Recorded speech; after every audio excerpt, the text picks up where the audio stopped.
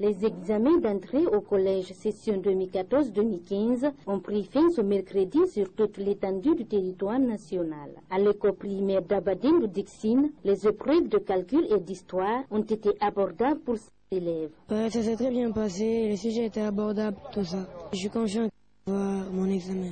Ça a été très facile, c'était pas si difficile. Aujourd'hui, on a fait 2 matières, histoire et calcul. Histoire, c'était pas difficile. Et aujourd'hui, c'est la fin, on a fini. Je souhaite à tous mes amis d'avoir leur examen et bonne chance à tout le monde. On a fait l'examen blanc aujourd'hui, session 2015. Ça s'est bien passé et les épreuves étaient bien. Donc, je souhaite avoir mon examen et passer en 7e année. Ce sont 435 élèves répartis dans 6 établissements qui ont été inscrits dans ce centre. Selon le délégué, aucun incident majeur n'a été constaté. Pendant donc 3 jours depuis lundi, tout se passe très bien, dans toutes les conditions les meilleures. Surtout que nous avons remarqué ce qui est surtout important. Les épreuves ont été vraiment adaptées, les sujets ont été adaptés au niveau du candidat moyen. Non, pas de fraude, pas du tout. Aucun incident majeur. Ouais. Pas de fraude, ni au niveau des candidats, ni au niveau des surveillants. Rendu dans ce centre pour l'ouverture de la dernière enveloppe, la directrice de l'éducation de Dixine invite les élèves à ne pas se livrer aux actes de délinquance aux sorties des épreuves. Les tenues que vous portez là, ce n'est pas vous qui avez payé, c'est nous, les parents qui ont payé pour vous, pour que vous soyez à l'école sur les bancs. Et aujourd'hui, vous faites l'examen d'entrée en 7e pour être au collège. Bientôt, vous serez des collégiens. Les tenues que mon fils porte là, il peut bien laver ça là, reprendre les boutons et remettre à son jeune frère. Ça sera une bénédiction pour lui. Mais si vous déchirez, ça sera une malédiction qui va vous suivre. Parce que les tenues là, ce n'est pas vous qui avez payé, c'est les parents qui ont payé. Vous finissez, partez tout tranquillement à la maison. Pas de plage, quiconque se présentera au niveau des plages, vous serez prêts, hein? Il y a la sécurité partout. Ils vont vous prendre, il y a la police, il y a la sécurité partout. Plage, non. Même plage là, c'est des malédictions pour vous. Parce que pour ton père, pour ta mère, tu es venu à l'école pour faire, dans un centre d'examen, pour faire ton examen. Il ne t'a pas dit d'ici que tu vas aller à la plage. La proclamation de ces résultats est attendue dans 2 semaines. Comme l'a dit le ministère de l'enseignement préuniversitaire et de l'alphabétisation.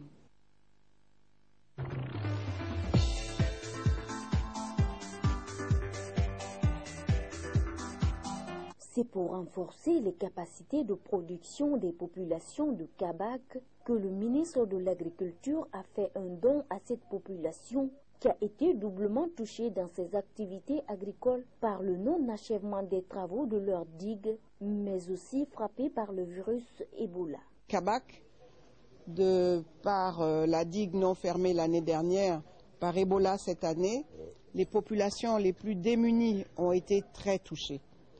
Et il nous a recommandé, il nous a intimé de trouver des solutions durables pour résoudre définitivement la solution de Kabak. Sauver Kabak cette année, mais sauver Kabak pour la postérité. C'est ça le problème de Kabak. Kabak est en face de l'océan et Kabak possède des terres agricoles. Ça nourrit non seulement la population de Kabak, mais Kabak approvisionne les marchés de Conakry. Oui. Kabak approvisionne des marchés au-delà de Conakry. Donc, lorsque Kabak ne produit pas, c'est toute la population urbaine de Conakry qui subit ces méfaits-là. Donc, Kabak, nous devons à Kabak toute notre attention. Le directeur national du génie rural rassure que cette fois, les 2500 hectares de terre seront exploités. À court terme, les 2500 hectares ont toujours été exploités. C'est la digue justement qui avait récupéré les 800 hectares. Donc nous sommes sûrs que maintenant, on aura 2500 hectares qui seront exploités à Kabak. Toutes les plaines de la Guinée que nous envisageons aménager, qu'après les aménagements, que la mise en valeur rentre directement dans le jeu. C'est ça la production agricole modérée. On travaille, on produit et on vend. C'est ce que nous recherchons et c'est ce que le ministère de la Culture veut. Au nom des autorités locales, Ibrahima Souri Touré promet d'utiliser ce don comme il le faut. Kabak fait face à la mer et avec le réchauffement climatique, avec la remontée saline, nous-mêmes, nous sommes conscients que les 2500 hectares cultivables de Kabak vont être complètement détruits.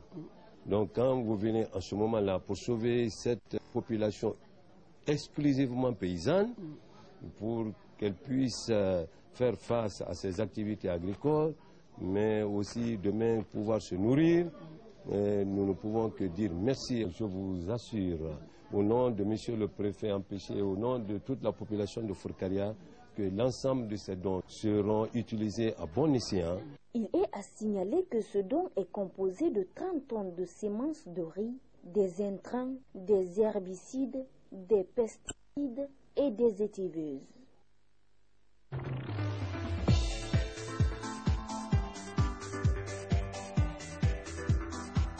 Les eaux maritimes guinéennes ne connaîtront pas de pêche des gros navires durant 2 mois. Cette mesure vise à permettre à la faune maritime de se reproduire. C'est pour être dans les normes des recommandations des partenaires internationaux que l'interdiction de la pêche des navires est observée. C'est la 2e année consécutive qu'une zone des eaux maritimes guinéennes est fermée. Cela a une limite de 60 000 marins. Et donc toute pêche industrielle dans cette zone reste interdite. Voilà, fondamentalement, cette décision, elle part des recommandations des États généraux de la pêche tenus en 2013. Cette interdiction de pêche dans une zone de-delà des 60 000 marins pour 2 mois. Donc, c'est-à-dire, si vous voulez, la nuit à 0h, le 30 juin, 0h, pour finir 31 août à 0h. Donc, 2 mois consécutifs, la pêche sur cette distance reste interdite. Il faut le dire que la pêche artisanale n'est nullement concernée par cette mesure. Prisés des populations, les produits de mer ne seront pas absents des marchés, comme l'atteste le ministre de la Pêche. Et donc le gap a été évalué et des dispositions sont prises également pour l'importation d'une quantité de poissons pour couvrir ce gap, pour ne pas laisser le marché sans poissons pendant ces 2 périodes d'interdiction de pêche industrielle. Pour les besoins des 2 mois, 14 000 tonnes de poissons sont annoncés ou sont nécessaires, si vous voulez, pour couvrir les 2 mois de repos biologique. Et dans ces 14 000, 11 000 sont disponibles ici dans les chambres frigorifiques avec nos partenaires. Et donc la différence va être importée et nous allons acheter cette quantité pour garder l'équilibre encore une fois sur le marché. À la question de savoir si la décision du repos biologique va bénéficier de protection, Jean-René Camara rassure. Et donc le ministère est doté d'un service Centre national de surveillance de la pêche qui est équipé, qui a des moyens, certes qui ne répondent pas tout à fait à toutes nos attentes, mais nous disposons du minimum. Nous avons des vedettes de surveillance, nous avons des bases de surveillance à travers nos côtes et même à date, nous affrétons des aéronefs équipés de caméras de surveillance sophistiquées pour nous permettre de couvrir toute cette zone et de faire en sorte qu'il n'y ait pas de pêche illicite non réglementée. Et donc, nous surveillons la zone 24 heures sur 24 également. Nous avons un système satellitaire, le VMS, et également qui vient de bénéficier d'un appui majeur du gouvernement avec une source d'énergie hybride 24 heures sur 24. Ce système satellitaire fonctionne et couvre entièrement nos eaux et donc c'est un moyen de surveillance et qui est à notre disposition, qui nous permet de veiller au respect de ce repos biologique durant les 2 mois. Toutefois, le département de la pêche et de l'aquaculture doit redorer son image dans la mesure où le secteur souffre des sanctions affligées par les partenaires internationaux, sanctions liées aux violations récurrentes dans le domaine de la pêche maritime. Écoutez, oui, le dépouillement se déroule sans incident majeur. C'est dès hier, dès la fermeture du vote à 16h. Et puis hier, nous étions avec le président Pierre Claver de la CENI, la commission électorale. Je peux vous dire qu'il était satisfait pour lui. Le test est concluant. Il nous a dit que l'enjeu, évidemment, c'était la tenue de ces élections, l'organisation même de ces élections. Nous nous sommes déplacés partout dans la capitale. Nous avons pu constater d'abord un faible taux de participation et puis nous avons constaté également une forte présence policière et militaire. Les sacs étaient fouillés à l'entrée. L'ambiance était assez tendue. Les Burundais ne se sont pas précipités aux urnes pour aller voter. Ils ont attendu de voir tout au long de la journée comment cette journée allait se passer. Et puis la question qu'on se pose ce matin, c'est ce taux de participation. Pierre Claver, le président de la commission électorale, devrait faire une communication aujourd'hui pour nous donner ce taux. Évidemment, c'est un taux qui sera une première information pour cette élection présidentielle au Burundi. Œuvrer pour la restauration des pays affectés, c'est la contribution des chefs d'État de l'Union africaine ce mardi à Malabo à l'occasion de la conférence internationale contre l'épidémie. Lors des travaux, le président en exercice de l'Union africaine, le Zimbabwéen Robert Mugabe, a lancé un appel à la solidarité des pays africains pour la restauration des pays touchés. Aujourd'hui, nous allons aider les pays touchés pour qu'ils puissent avoir l'assurance nécessaire qui montre que l'Afrique est derrière eux, que nous sommes tous derrière ces pays. Et si nous devons vendre nos quantités d'or, nous devons le faire pour les aider. Même la pauvre femme dans sa communauté peut contribuer en faveur du peuple du Libéria, de la Sierra Leone et de la Guinée. C'est de cette unité dont nous avons besoin en Afrique. Nous sommes certainement pauvres matériellement, mais nous ne sommes pas pauvres dans nos cœurs.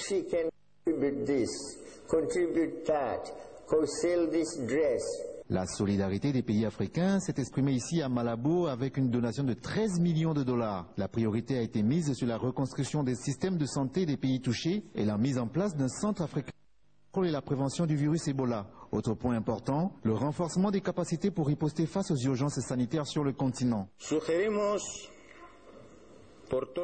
Nous proposons que cette conférence de lutte contre Ebola établisse un fonds d'appui aux pays déclarés affectés par cette maladie, de même que la mise en place d'un centre régional d'études, de recherche et de contrôle des avec l'objectif d'aider les programmes de prévention et de lutte. Les dirigeants et experts des 3 pays touchés ont reconnu que la situation s'améliorait sur un plan sanitaire malgré le chiffre de 9 700 morts recensés. Le Cameroun se met à l'heure de la TNT, la télévision numérique terrestre.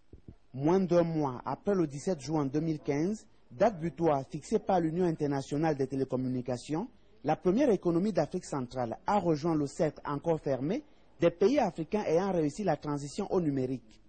Une transition progressive qui a démarré le 10 juillet 2015 par Douala et Yaoundé, les 2 plus grands centres urbains, et qui s'étendra progressivement au reste du pays. J'annonce donc avec beaucoup de plaisir que les principales villes du Cameroun ont basculé déjà au numérique pour une couverture en gros de 25% de notre population.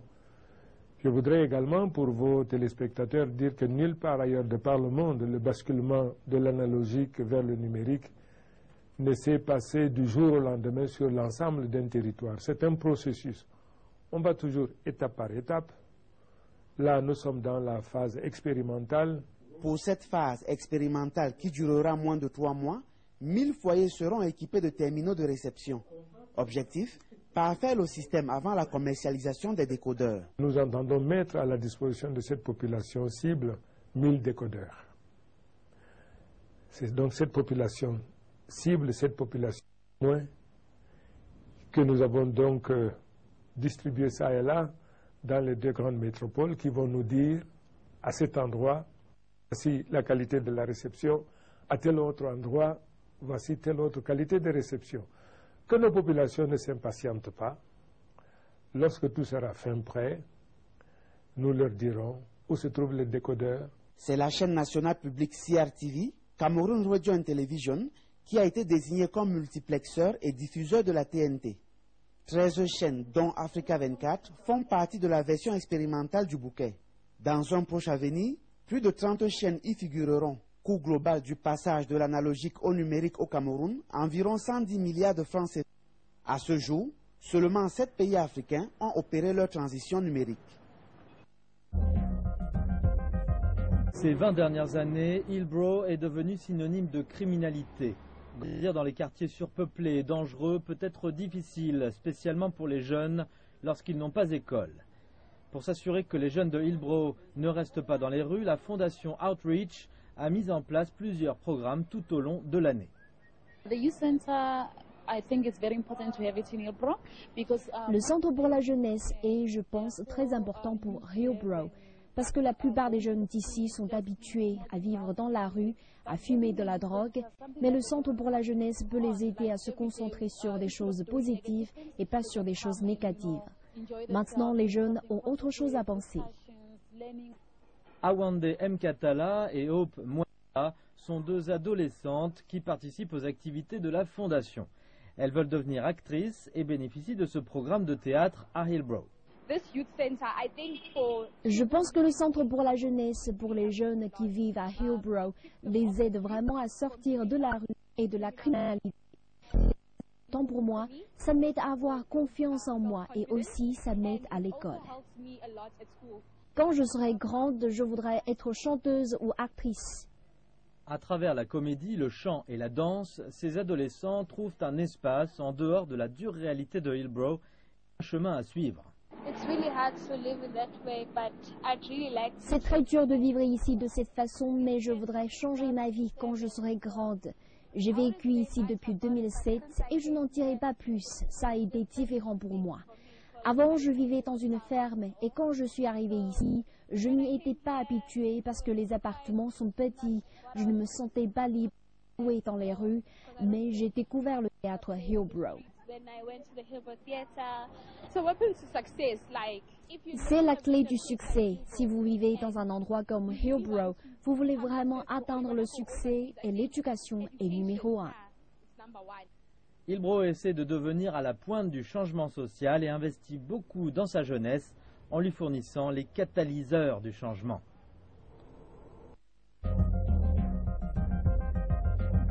Absolument, des annonces qui devraient être annoncées dans quelques minutes autour de Manuel Valls avec 6 ministres concernés, en particulier évidemment Stéphane Le Foll, ministre de l'Agriculture. Des mesures effectivement pour ces éleveurs les plus en difficulté. Ça passera sûrement par des allègements de charges ou par des reports de charges en plus des 23 millions d'euros qui avaient déjà été accordés en février dernier.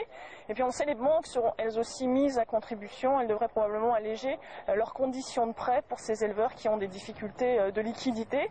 Et puis on parle également d'aide à l'export ou encore d'une priorité la viande française dans les cantines publiques. Donc vous le voyez, des mesures de court terme, des mesures d'urgence. Et puis également sur la base du rapport du médiateur qui a été remis hier soir, il s'agira pour le gouvernement de déterminer qui de la grande distribution, qui des industriels ne joue pas le jeu de la hausse des prix qui avait été définie il y a de cela un mois. Donc vous voyez des mesures pour, dans l'urgence, éviter une contagion de ce mouvement totalement imprévisible, mais ça n'est pas gagné. Vous le savez, le patron de la FNSEA a déjà affiché la couleur en disant qu'il ne se contenterait pas de mesurettes. Merci de lire votre communiqué et les lieux immédiatement. L'appel de la police anti-émeute est tout bonnement ignoré. Les manifestants ne bougent pas d'un pouce et scandent des slogans contre Ankara, accusés de complaisance vis-à-vis de Daesh. La suite est écrite d'avance, un scénario qu'Istanbul connaît par cœur. Gaz lacrymogène, canon à eau et course-poursuite entre policiers et manifestants. Mardi soir, ils étaient plusieurs centaines à Istanbul, Ankara et Nusaybin à la frontière syrienne, tous venus protester contre le gouvernement turc et l'attentat de Suruç qui a fait 32 morts et plus de 100 blessés. Dans la journée, d'autres défilés ont eu lieu, ces victimes, tous de jeunes militants socialistes proches de la cause kurde. Des processions mortuaires à Suruç et à Gaziantep, avec une colère sourde contre le gouvernement turc et sa politique kurde et syrienne. Accablé de critiques, le Premier ministre turc, Ahmet Davutoglu, s'est rendu au chevet des victimes et en a profité pour annoncer une piste éventuelle. Un suspect a été identifié. Ses éventuels liens à l'étranger ou en Turquie sont en cours de vérification. Comme je l'ai dit hier, nous pensons que le lien entre Daesh et l'attentat suicide est clair. Pour l'heure, l'attaque n'a pas été revendiquée. Selon le quotidien Hurriyet, les services secrets turcs avaient récemment alerté l'État contre plusieurs individus et le risque d'attentat en Turquie. Un conseil des ministres doit avoir lieu mercredi pour annoncer de nouvelles mesures de sécurité à la frontière syrienne. Une frontière poreuse qu'Ankara a peu sécurisée en 4 ans depuis 2011, date du début de la guerre civile en Syrie. Le Pirée, poumon économique d'Athènes. C'est ici que se concentre l'activité industrielle du pays. Mais depuis 3 semaines, le port est comme figé avec des milliers de containers qui s'entassent sans pouvoir sortir. Christos Bouras est courtier en douane. Son travail, c'est de faire entrer la marchandise. Mais depuis 3 semaines, il regarde les containers s'entasser, impuissant. Les bateaux continuent d'arriver normalement. Ils déchargent et laissent les containers à la douane. Mais à partir de là, on ne peut plus sortir comme avant. À l'intérieur, des matières premières, des tissus, des vêtements issus des 4 coins du monde, destinés aux entreprises grecques qui ne peuvent pas payer. Le problème, c'est qu'on ne peut pas virer d'argent à l'étranger avec ces banques fermées. Il faut qu'on paye les fournisseurs pour qu'ils nous livrent. Et là, on attend que l'activité reprenne. Les entreprises qui travaillent ici ont bien du mal à savoir quand la situation va se débloquer, quand les marchandises vont enfin pouvoir être livrées pour permettre aux affaires de reprendre. Pour le moment, on estime que le contrôle des capitaux a coûté 3 milliards d'euros à l'économie grecque. 3 milliards, c'est près de la moitié du plan d'aide d'urgence à la Grèce. Dans cette cimenterie qui vient tout juste de redémarrer son four, on navigue à vue. L'année avait pourtant bien commencé avec un chiffre d'affaires en hausse, mais le contrôle des capitaux a tout déréglé. Alors au lendemain de la réouverture des banques, il est temps de faire les comptes pour ce directeur financier. Ces 3 dernières semaines, il n'a pu encaisser les chèques et il y en a pour plusieurs centaines de milliers d'euros. C'est le tableau récapitulatif de tous nos chèques à échéance depuis le contrôle des capitaux. Il y a eu un phénomène des Grecs et des entreprises grecques de vider le compte en banque. Donc aujourd'hui, moi j'ai un chèque aujourd'hui de 2500 € qui va être présenté. Je ne sais pas si l'entreprise a les 2500 € sur son compte en banque. La situation devenue imprévisible inquiète. Selon un récent sondage, près d'un quart des entreprises basées en Grèce envisagent d'installer leur siège à l'étranger. Des policiers paniqués par une macabre découverte. Une jeune femme vient de mourir dans sa cellule. 3 jours plus tôt, Sandra Blend était arrêtée lors d'un contrôle routier après avoir oublié de mettre son clignotant pour changer de fil. Selon le médecin légiste, il s'agit d'un suicide. Mais la vidéo de son arrestation qui vient d'être rendue publique sème le doute. On y voit la jeune noire de 28 ans arrêtée sans véritable justification et sans respect des procédures, après quelques minutes d'échanges agacés avec le policier qui brandit un pistolet taser. And then I will light you up. Get out! Wow. Now! Wow. Get out of the car! For a failure to signal. You're doing all of this for Get over there. Right, yeah. Yeah, let's take this to court. Let's do Go ahead. For a failure to signal. Yep, for a failure to signal. Get off the phone. Hors champ, on entend ensuite Sandra Blend hurler et insulter le policier. Elle l'accuse de lui avoir heurté la tête contre le sol, lui affirme qu'elle l'a frappé. L'affaire intervient en pleine polémique sur l'usage abusif de la force des policiers blancs envers les Noirs aux États-Unis. Sandra Blend avait récemment posté une vidéo engagée sur les réseaux sociaux. La jeune femme était une militante du mouvement Black Lives Matter, la vie des Noirs compte, un mouvement né après qu'un jeune Afro-Américain ait été tué par un policier blanc à Ferguson dans le Missouri. Un comité s'est très vite formé pour réclamer des réponses aux questions qui entourent la mort de Sandra Blend. Nous sommes en état d'urgence. Ici au Texas, nous n'avons pas peur de Daesh. Nous avons peur de la police. Et nous avons besoin d'une intervention immédiate. Le ministère de la Justice doit venir. Originaire de l'Illinois, la jeune femme allait bientôt commencer un nouveau travail dans une université du Texas. Assure qu'elle n'était pas suicidaire, il ne croit pas en la version officielle et demande une autopsie indépendante. Les autorités promettent une transparence totale durant l'enquête.